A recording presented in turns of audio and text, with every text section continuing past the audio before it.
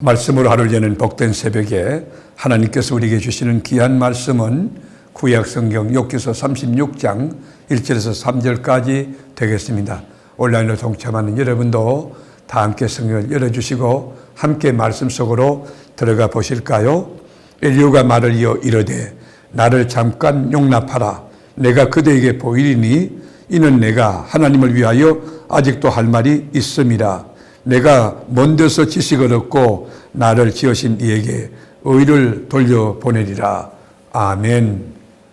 여러분이 욥기서를 읽으시면서 어떨 때는 아멘 감동이 되고 큰 은혜가 될 때가 있지만 어떨 때는 주님 저 할 말이 있어요. 손을 벌쩍 들고 이 일을 제기할 그런 상황도 맞부딪힐 때 있을 겁니다. 여러분 우리 말에도 옳은 말이 있고 합당한 말이 있는데 이것은 같은 것이 아니고 다른 점인 것입니다. 그래서 우리가 이 세상을 살 때에 거리두기라고 하는 게 참 중요한데 요즘에 코로나 사태로 몸은 멀리하고 마음은 더 가까이라는 그런 구호도 있지 않습니까? 말에도 일정한 거리두기가 필요할 때가 있습니다. 너무 관계가 가까워서 허물없이 지내다 보면 그저 경계를 넘고 그 선을 넘어서 그 말 때문에 관계가 허물어지고 깨지는 경우를 볼 수 있습니다. 그래서 우리가 목장 안이나 또 교회 안에서 권사님끼리 또 같은 동년배, 또 같은 학교, 같은 동향 그런 걸 다 뛰어넘어야 되고 여러분 가까울수록 더 예의를 갖추고 조심해야 될 때가 있는 것입니다. 적당한 관계, 또 적당한 긴장을 유지하는 것. 그러면서 말이 질리지 않게 거리두기를 하는 말, 그게 지혜라고 저는 생각됩니다. 나 자신에게도 조금 거리를 두고 자신을 객관해서 바라보고 성찰하는 시간도 필요한 것입니다. 바깥에서 나를 한번 쳐다보는 거예요. 나는 잘하고 있다고 생각하지만 여러분 사실은 방향도 잘못됐고 그 동기도 잘못됐고 그럴 수 있지 않겠습니까? 여러분 우리가 하나님과 가장 가까이 있을 때가 언제입니까? 우리가 기도할 때 깊은 기도, 참 진지한 기도, 주님의 뜻에 맞는 기도할 때가 언제입니까? 우리가 고통을 당할 때입니다.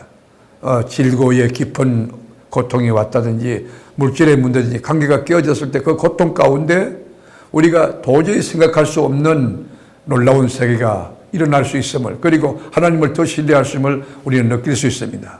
장로교 창시자 요한 칼빈은 인간의 마음은 죄를 생산해내는 공장이다 그랬어요. 우리 마음에서 끊임없이 죄를 분출하고 죄를 생산해낸다는 것입니다.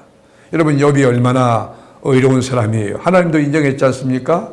다른 사람들이 볼 때, 다른 사람과 비교해 볼 때는 정말 상상할 수 없을 만큼 깨끗한 자였지만 하나님이 보실 때는 그래도 연단을 통해서 이제 불순물을 제거하고 더 빛나게 할 부분이 있었을 거 아니겠습니까? 욥은 고난 속에서 자기가 깨닫는 것이 있어서 자기가 만난 하나님에 대하여 친구들이 듣든지 안 듣든지 독백처럼 말을 했습니다. 이것이 친구들의 입장에 볼 때는 교만해 보일 수 있는 것이죠. 엘리후는 그것을 대단히 못마땅하게 생각했습니다. 2절에 보면 내가 그대에게 보이리니 이 말은 뭐냐? 아직도 내가 너희한테 할 말이 있다는 것이에요. 엘리후는 자신이 아주 특별한 지식을 가지고 있고 온전한 지식을 가지고 있다고 큰소리칩니다. 우리말 성경에 2절에 보면 하나님을 대신하여 라고 이렇게 이야기했는데 엘리후처럼 여러분 누구도 큰소리 칠 만한 사람은 이 땅에 아무도 없습니다.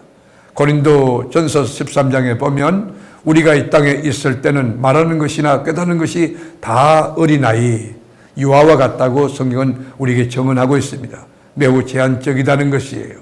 우리가 똑똑하고 성인이 되고 공부 많이 하고 유능하고 그리고 잘난 것 같지만 여러분 하나님이 볼 때는 어린아이와 같다는 것이 우리가 주님을 뵙는 그날이 될 때 얼굴과 얼굴을 보는 것처럼 알게 될 것이라고 이야기했습니다. 어떤 사람은 자기가 체험한 주관적인 그런 경험들, 편협한 신학 지식, 또 단편적인 성경 지식을 가지고 상대방에게 조언하겠다고 나서는 정말 그저 부끄럽게 거지없는 사람도 있죠. 자기가 얼마나 지식이 부족한가 알아야 되는데 자기가 절대적인 지식을 갖고 있는 것처럼 그것을 또 나타내려고 보여주려고 자랑하려고 하는 그런 태도를 보이는 사람이 있습니다. 여러분 8절에서부터 10절에 보면 욥의 세 친구가 같은 말을 반복하고 있어요. 욥을 심지어 젊은 나이에 장녀들과 세월을 보내다가 요절하는 사람과 같다고 아주 모질게 말합니다. 그의 말은 매우 모욕적이고 무리한 말이었습니다. 엘리후의 이런 주장은 욥을 죄에서 벗어나게 하려는 것이라고 하지만 그건 엘리후의 착각일 뿐이지요. 욥이 겪고 있는 혼란스러운 문제에 비하면 너무나 단순한 이야기예요. 너무 극단적인 태도고 극단적인 말일 뿐이지. 상대방을 세워놓고 무차별 공격하는 것, 그건 여러분 바람직하지 않는 거지요. 여러분, 하나님을 경외하는 사람은 말을 할 때도 그 하나님이 이 말을 들으시면서 하나님이 기뻐하실까, 하나님이 내 말에 동의하실까, 그렇게 점검을 하면서 이야기해야 되고, 내가 하는 이 말이 상대방에게 은혜가 되고 유익이 될 수 있도록, 그리고 이 삶의 방향을 잡는 데 도움이 될 수 있고, 그리고 용기를 갖고 험난한 세파를 헤쳐나가는데 이러면 그런 동력, 힘이 될 수 있도록 우리가 말을 해야 되지 않겠습니까? 말씀으로 하루 여는 복된 이 새벽에 오늘 우리 욥의 친구들처럼 너무 거칠게 인격을 몰아치고 너 죄 때문에 그렇다, 그렇게 정죄론을 펴는 그런 태도도 온당치 못하다고 생각이 되는 것입니다. 여러분, 묵묵히 그를 위해서 기도해 줄 수는 없을까요? 그리고 그가 그 늪에서 빠져나올 수 있도록 격려하면서 좀 기다려 줄 수는 없는가요? 여러분 주변에 욥과 같이 아주 다양한 고통 가운데 있는 형제 이웃이 있다고 하면 한번 그를 위해서 중보 기도를 시작해 보시죠.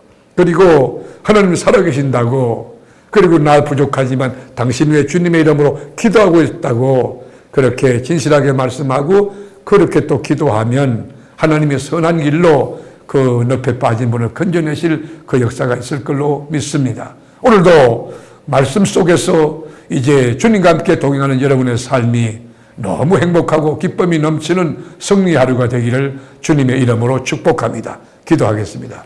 주님, 환난과 역경 가운데 깊이 빠져 신음하고 있는 욥에게 다가온 그의 친구들은 너무 모질고 거칠었습니다.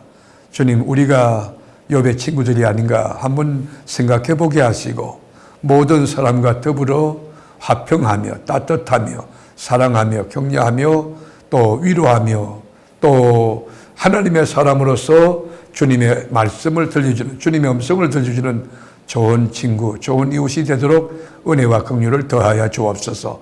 오늘도 넉넉히 성립케 하실 우리 주님을 찬송하며 살아계신 예수님의 이름으로 기도드립니다. 아멘.